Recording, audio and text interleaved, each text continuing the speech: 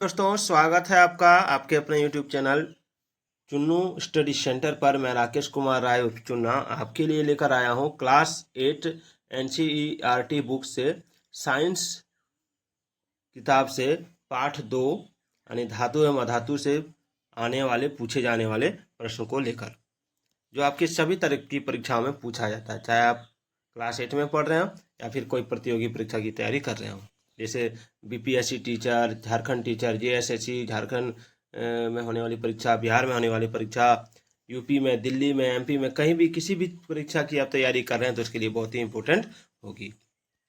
तो सबसे पहले जो सवाल है वो है कि निम्नांकित में से कौन सा धातु नहीं है। आपका ऑप्शन है तांबा, एल्यूमिनियम, सल्फर, लोहा। तो देखिए इसका राइट आंसर क्या होगा।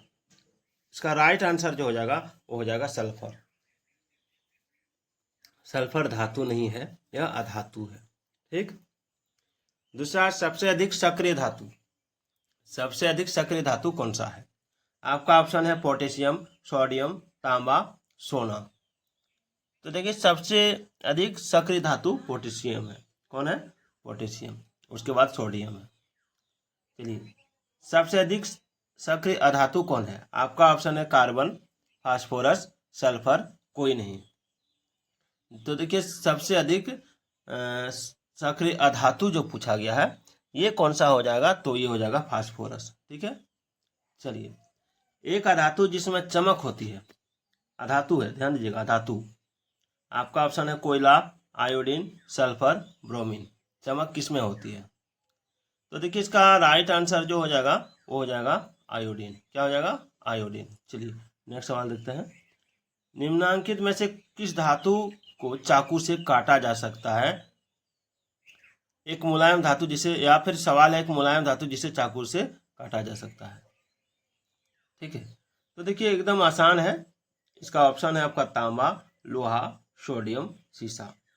तो राइट आंसर हो जाएगा सोडियम। सोडियम को आप आराम से चाकू से काट सकते हैं। चलिए नेक्स्ट सवाल देखते हैं।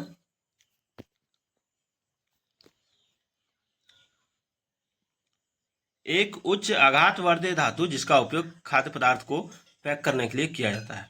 ठीक है, खाद्य पदार्थ को पैक करने के लिए किया जाता है। आपका ऑप्शन है एल्यूमिनियम, सोडियम, लिथियम, सोना। क्या होगा।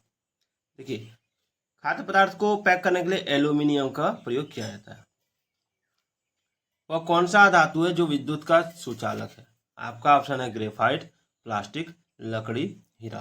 तो विद्युत का सुचालक जो है वो ग्रेफाइट है। ठीक है। आप पेंसिल देखें जिससे लिखते हैं, उस पेंसिल में जो लीड लगा होता है वो ग्रेफाइट का होता है। किसका होता है? ग्रेफाइट का। इसको यदि आप किसी बोर्ड में जिसमें आप प्लग घुसाते हैं उसमें घुसा के पीछे साइड छुइएगा तो करंट आएगा। चलिए नेक्स्ट देखते हैं।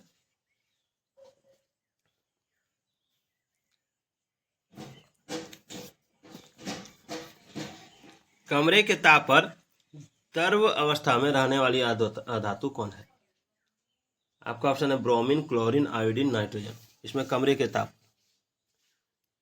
तो ध्यान दीजिए कमरे के ताप पर जो द्रव अवस्था में रहता है वो है आपका ब्रोमीन। ठीक है, ऑप्शन ए।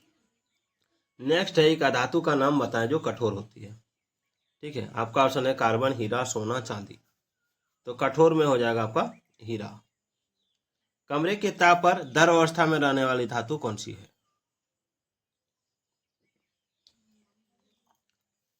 तो इसमें ऑप्शन है पारा, कैल्शियम, मैग्नीशियम, सोडियम।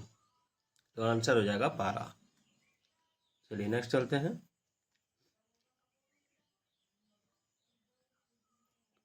निम्न में से कौन सा धातु है जो द्रव अवस्था में पाया जाता है। आपका ऑप्शन है ये नहीं है, इसको मिटाते हैं। ग्रेफाइट, पारा, लोहा, तांबा। तो द्रव अवस्था में धातु को जो धातु पाया जाता है वो पारा है। कौन सी धातु विद्युत की सबसे अच्छी चालक है। चांदी, तांबा, एल्यूमिनियम, लोहा।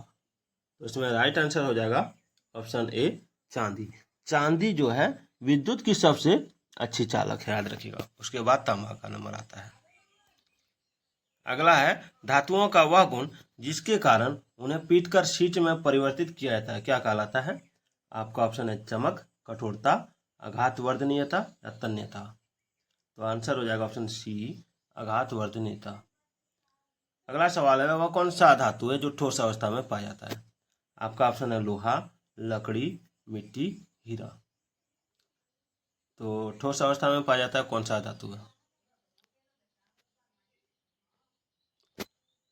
तो इसका राइट आंसर जो हो जाएगा वो हो जाएगा आपका ऑप्शन डी। ठीक है, चलिए आगे देखते हैं। धातुओं के किस गुण के कारण उनके तार खींचे जा सकते हैं? तो लचीलापन, भंगुरता, आघातवर्धन या ध्वनिक के कारण? तो देखिए लचीलापन यानी तन्यता हो जाएगा। अगला है, धातुएं सामान्यतः ठोस होते हैं, निम्नलिखित में से कौन सा धातु कम तापक्रम पर द्रवावस्था में होता है? आपका ऑप्शन है मैग्नीशियम, आयरन, एल्यूमिनियम या मरकरी। तो इसका राइट आंसर हो जाएगा आपका ऑप्शन डी, मरकरी यानी पारा। इनमें से कौन ठंडे जल के साथ तेजी से अभिक्रिया करती है? कार्बन, सोडियम, मैग्नीशियम या सल्फर? तो इसका राइट आंसर हो जाएगा सोडियम।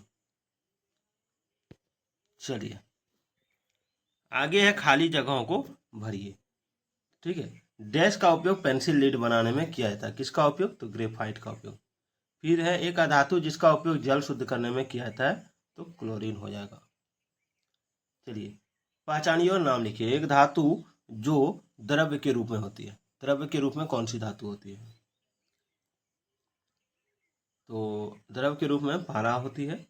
एक धातु जो कठोर होती है, तो हीरा। एक सवाल है कि विस्थापन प्रतिक्रिया क्या है? तो विस्थापन प्रतिक्रिया वह रासायनिक अभिक्रिया है जिसमें ज्यादा अभिक्रियाशील तत्व अपने यौगिक से कम अभिक्रियाशील तत्व को विस्थापित कर देता है। ठीक है, नेक्स्ट है, धातु एवं अधातु के 3 उपयोग लिखें। तो धातु के उपयोग, धातु का जो उपयोग होता है, तार का निर्माण करना जैसे तांबा और एल्यूमिनियम से, मकान एवं पुल का निर्माण जैसे लोहा से, गहने बनाने में जैसे सोना से। और अधातु का उपयोग दहन के लिए यानी जलाने के लिए, सजीवों के श्वसन के लिए आवश्यक होता है और हाइड्रोजन का ईंधन के रूप में उपयोग होता है। कारण बताइए। एल्यूमिनियम की पन्नी का उपयोग खाद्य सामग्री को लपेटने में किया जाता है, इसका क्या कारण है? तो क्योंकि एल्यूमिनियम एक ऐसा धातु है जो किसी भी प्रकार खाद्य सामग्री के साथ मिलकर कोई अभिक्रिया नहीं करता है। अगला सवाल है, सोडियम एवं पोटेशियम को मिट्टी तेल में रखा जाता है, क्यों? क्योंकि सोडियम एवं पोटेशियम अत्यंत ज्वलनशील पदार्थ होता है जो हवा के संपर्क में आते ही तुरंत अभिक्रिया कर जल उठता है तथा मिट्टी तेल अभिक्रिया करने से इसे रोकता है। क्या होता है जब तनु सल्फ्यूरिक अम्ल कॉपर सल्फेट पर डाला जाता है? तो जब तनु सल्फ्यूरिक अम्ल को कॉपर सल्फेट पर डालते हैं तब कॉपर की सतह पर बुलबुले उठने लगते हैं। ऐसा इसलिए होता है क्योंकि तनु सल्फ्यूरिक अम्ल कॉपर के साथ मिलकर हाइड्रोजन गैस मुक्त करता है। और जैसे आप यहाँ देख सकते हैं, तनु सल्फ्यूरिक अम्ल कॉपर प्लस कॉपर है, तो कॉपर सल्फेट और हाइड्रोजन मुक्त करता है। अगला है, क्या नींबू के अचार को एल्यूमिनियम के बर्तन में रख सकते हैं? नहीं, तो क्यों? देखिए नींबू के अचार को एल्यूमिनियम के पात्र में नहीं रख सकते हैं क्योंकि नींबू का अचार एल्यूमिनियम के साथ अभिक्रिया करके ऑक्साइड बनाता है और हाइड्रोजन गैस मुक्त करता है, जिससे एल्यूमिनियम की परत संक्षारित हो जाती है और जिससे नींबू का अचार खराब हो जाता है। तो दोस्तों आज का ये इम्पोर्टेंट क्लास और इम्पोर्टेंट प्रश्न आपको कैसे लगा, कमेंट जरूर कीजिएगा।